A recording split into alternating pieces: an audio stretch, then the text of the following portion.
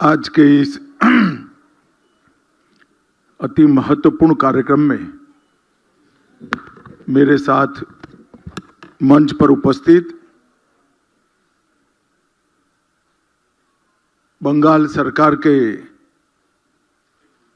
लोकप्रिय मुख्यमंत्री शुवेंदु अधिकारी जी, बंगाल सरकार के वित्त मंत्री श्रीमान स्वपन दास गुप्ता जी, सांस्कृतिक मंत्री श्रीमान गौरी शंकर घोष जी, जिन्होंने इस म्यूजियम की संकल्पना में भी अपना योगदान दिया था और शुरुआत जिनके हाथों से हुई थी वो पूर्व सांस्कृतिक मंत्री और आज के गृह सचिव श्रीमान गोविंद मोहन जी, डीआईबी महेश दीक्षित जी, सचिव सांस्कृतिक मंत्रालय श्री विवेक अग्रवाल जी, शब्द संग्रहालय के उद्घाटन कार्यक्रम में आए हुए सारे विद्वज्जन और मेरे प्यारे विद्यार्थियों, आप सभी को मेरा राम राम नमस्कार।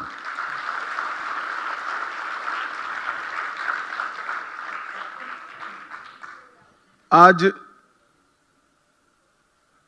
एक प्रकार से देश भर की भाषाओं के लिए और देश की संस्कृति के लिए बहुत बड़ा दिन है, क्योंकि आज देश के प्रधानमंत्री नरेंद्र मोदी जी ने देश के सांस्कृतिक पुनरुत्थान का जो संकल्प लिया है उसका महत्वपूर्ण पड़ाव आज पार कर रहे हैं। किसी भी देश की, किसी भी प्रदेश की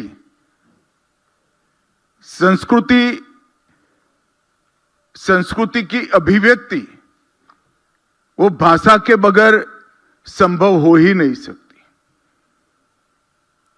और भाव से उत्पन्न शब्दों के बगैर भाषा बन ही नहीं सकती है। जब तक हमारी आने वाली पीढ़ियां, मेरे सामने बैठे हुए विद्यार्थी बच्चे भाषा शब्द से बनती है, शब्द भाव से उत्पन्न होता है और भाषा से संस्कृति बनती है, संस्कृति की अभिव्यक्ति होती है। ये यात्रा को नहीं जानेंगे तब तक इस देश का सांस्कृतिक पुनरुद्धार हो ही नहीं सकता। तो सांस्कृतिक पुनरुत्थान का एक मूल कमी इस शब्द संग्रहालय पूरी करेगा, इसका मुझे पूरा विश्वास है और वो अपने उद्देश्य में सफल भी है।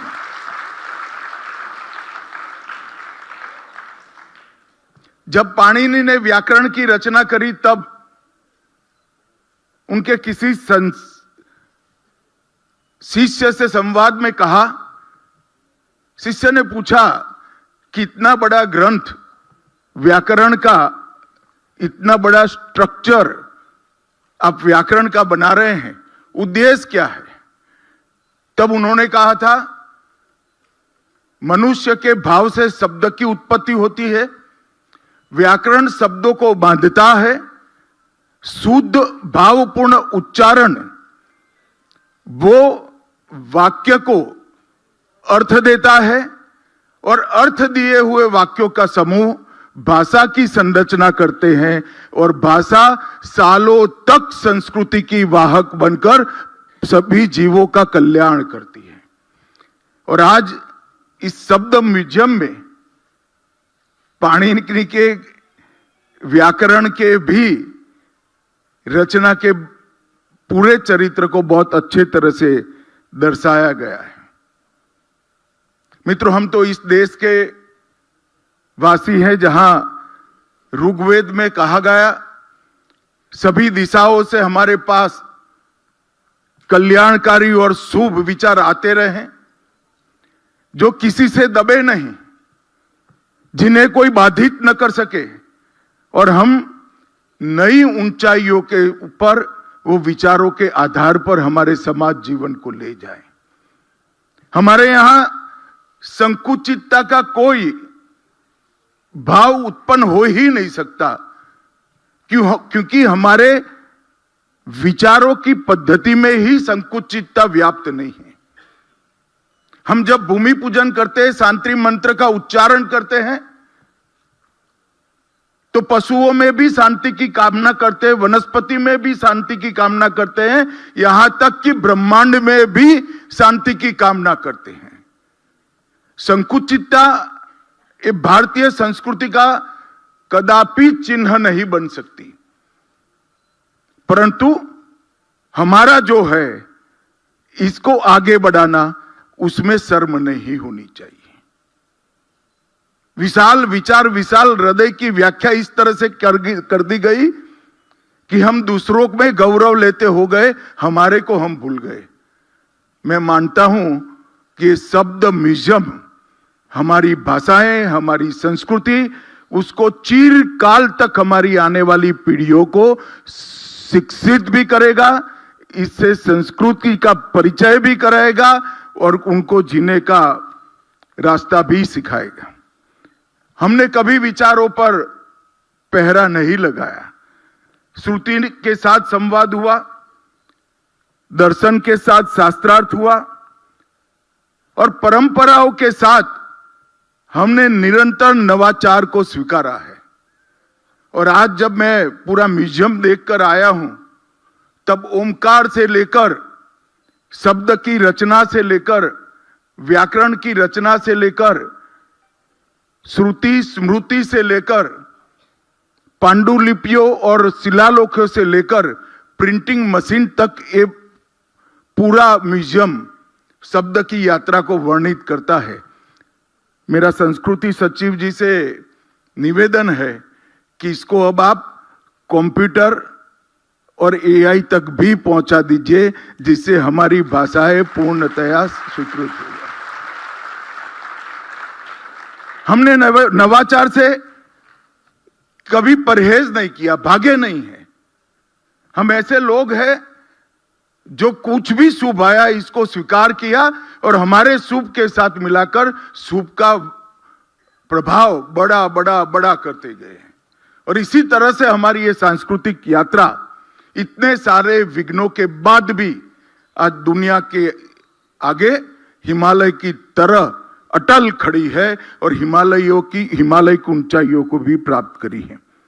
आज इस शब्द संग्रहालय भारत की बहुभाषी चेतना, ज्ञान परंपरा और जन स्मृति का एक प्रकार से सुंदर शब्दांकन करने वाला ये संग्रहालय बना है।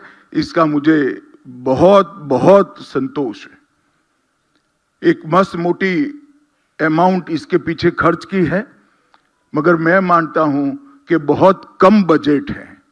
संस्कृति मंत्रालय ने ये यात्रा को यहां से अधूरा नहीं छोड़ना चाहिए, इसको और पूरा करना चाहिए। और मेरा सौभाग्य है कि आज शब्द संग्रहालय जिसकी कल्पना नरेंद्र मोदी जी ने की, उसका पहले चरण का उद्घाटन करने का सौभाग्य आप लोगों के बीच में मुझे मिला है। बंगाल के अंदर अनेक प्रकार के संग्रहालय हैं और इसमें आज शब्द संग्रहालय, मुझे विश्वास है देखते देखते बहुत कम समय के अंदर अपना स्थान मजबूत कर लेगा और यहां पर आने वाले शब्द के साधक जो है वो निश्चित रूप से कुछ न कुछ प्राप्त कर जाएंगे। मित्रों, इस भवन का जो एक जमाने में बंगाल के गवर्नर का भवन होता था, इससे अच्छा उपयोग हो ही नहीं सकता। आज बहुत अच्छा हुआ है कि इस भवन को शब्द संग्रहालय के लिए चुना गया।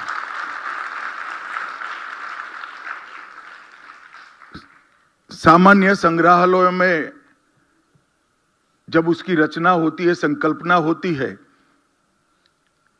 तो उसमें वस्तुएं होती है, तो इसकी कल्पना करना बड़ा सरल होता है, मगर शब्द तो दिखाई ही नहीं पड़ता है। तो शब्द का परिचय और शब्द के विज्ञान का परिचय आने वाली पीढ़ी को कराना एक प्रकार में बहुत मुहिम और बहुत कठिन काम था। मगर मैं संस्कृति मंत्रालय के दोनों सचिव, पूर्व सचिव और अभी के सचिव और हमारे गजेंद्र सिंह शेखावत मंत्री जी को भी बहुत बहुत साधुवाद देना चाहता हूं कि उन्होंने शब्द को बहुत अच्छे परिचय के साथ इस संग्रहालय में बांध कर रख दिया है। शब्दों को कोई बांध नहीं सकता, मगर मैं मानता हूं शब्द के विज्ञान को इस संग्रहालय ने बांध दिया है। शब्द को सुना जा सकता है, बोला जा सकता है, जिया जा सकता है और अगली पीढ़ी को दिया भी जा सकता है। ये अगली पीढ़ी को देने का जो काम है वो ये शब्द संग्रहालय करेगा। ये अदृश्य विरासत जो है उसको दृश्य, श्रव्य, स्पर्शनीय और अनुभवात्मक बनाने का काम इन लोगों ने किया है। इसको आप देख भी सकते हैं, सुन भी सकते हैं, स्पर्श भी कर सकते हैं और अनुभव भी कर सकते हैं। जब अंदर कोई कहता है कि विश्व में सबसे पहला शब्द कौन सा बोला गया होगा, और जब ओमकार आता है तो हमें भी लगता है कि ओमकार ही विश्व का सबसे पहला शब्द होगा। जब माँ की लोरियां अपने भाषा में हम सुनते हैं तो हमें भी अपनी माँ की याद दिला देती है। बहन ने भी लोरी गाई होगी, माँ ने भी गाई होगी, और हम अपनी भाषा, अपनी माँ, अपनी बहन के साथ, उसके दुलार के साथ अपने आप जुड़ जाते हैं। तो वो दृश्य भी है, श्रव्य भी है, कई प्रकार की कलाकृतियां और पांडुलिपियों को यहाँ रखा है। वो स्पर्शनीय भी है और अनुभवात्मक भी है, जो चिरकाल तक हमें याद देते हैं। मित्रों, इसके अंदर कई सारी बोलियों को, कई सारी भाषाओं को और देश भर के हर प्रांत की लोक संस्कृति को संजोकर शब्दों के माध्यम से हमारी संस्कृति की जो यात्रा है इसका वर्णन किया गया है। कई शिलालेख है, ताम्रपत्र है, भोजपत्र है, पांडुलिपि है, कई सारे मुद्रित पुस्तक, ये सब यात्रा को यहाँ पर पहुंचा है।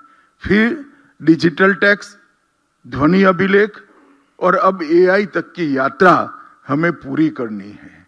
शब्द का कभी अंत नहीं हो सकता है। और ढेर सारी गैलरियों में मैं तो आश्चर्यचकित हो गया। मेरे देखने के लिए 5 मिनट रखे थे, मगर पूरा 28 मिनट तक मैं देखता रहा। और मैं आज इन्होंने इतना परिश्रम करा, उनको बताकर जाता हूं। मैं 2.5-3 घंटा निकालकर ये पूरे शब्द म्यूजियम को जरूर देखना चाहूंगा, ये मेरी इच्छा है। गैलरी को बहुत वैज्ञानिक तरीके से हर गैलरी का सृजन कर गैलरियों के योग से इस म्यूजियम को बनाया गया है। ओरिएंटेशन स्पेस जो है उसमें भाषा की उत्पत्ति से शुरुआत की है। पहला शब्द मिथकों, लोरियां, संवेदनात्मक अनुभवों के माध्यम से भाषा के विकास को समझाने का प्रयास किया है। मातृभाषा के प्रति हर व्यक्ति का लगाव होता है, होना भी चाहिए। मातृभाषा के प्रति लगाव को सिर्फ भावना न रहे, उसको हमारे चरित्र का हिस्सा बने, ये बोध भी यहाँ आकर हमें होता है कि हम भारतीय समाज के नाते भूषा तो भूल चुके हैं। मैं वेशभूषा की बात करता हूँ। भूषा तो भूल चुके हैं, हम भाषा भी न भूल जाए, वो आत्मबोध यहाँ आकर हमें मालूम पड़ता है। नवरस को भी अनेक भाषाओं के अंदर अलग अलग रसों की अभिव्यक्ति को यहाँ बहुत अच्छे तरीके से ढाला गया है। भाषाओं की समय रेखा, जो भाषा को विज्ञान मानते हैं उनको समझना चाहिए कि विज्ञान सहजता से विकसित हुआ विज्ञान है।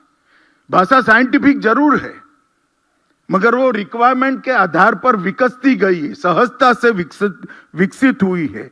और भाषाओं की समय रेखा जो यहाँ पर एक गैलरी बनाई है, उसको जब आप देखेंगे तो आपको जरूर मालूम पड़ेगा कि बहुत साहजिकता से भाषाएं विकसती गई है, इसीलिए स्वीकृत बनी है।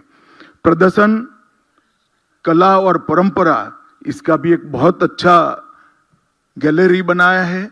जिन्होंने हमारे देश भर में अनेक भाषाएं हैं, हर भाषा के जिंदा रखने के लिए, इसमें योगदान करने के लिए कई महापुरुष, भक्त, कवि, कई सारे लेखक हुए। उनके लिए भी उनकी श्रद्धा सुमन अर्पित करने के लिए एक गैलरी बनाया है। वैश्विक संवाद और हमारी भाषाओं का वैश्विक प्रभाव, हमारे साहित्य का वैश्विक प्रभाव, आप एक उंगली रखोगे तो दुनिया का कोई भी देश हो, हमारी भाषाओं का दुनिया की सभ्यता के विकास में क्या योगदान है वो आपको मालूम पड़ता है। और सार्वजनिक पुस्तकालय आंदोलन जो सांस्कृतिक मंत्रालय चलाता है, संस्कृति मंत्रालय चलाता है, उसको भी यहां परिचायक रूप से रखा गया है। मैं पुस्तकालय के लिए बड़े आग्रह से खास कर विद्यार्थियों को कहना चाहता हूं, इस देश का भविष्य इस बात पर निर्भर नहीं करता है कि इस देश की कॉलेज, यूनिवर्सिटियों में कितनी भीड़ है। इस देश का भविष्य इस बात पर निर्भर करता है इस देश की लाइब्रेरी में कितने युवा और किशोर जाते हैं, इससे इस देश का भविष्य निर्भर है। और ये पुस्तकालय का जो आंदोलन है संस्कृति मंत्रालय का, उसको आप जरूर जानिए और इसको आपके व्यक्तित्व को गढ़ने में निश्चित रूप से उपयोग करिए।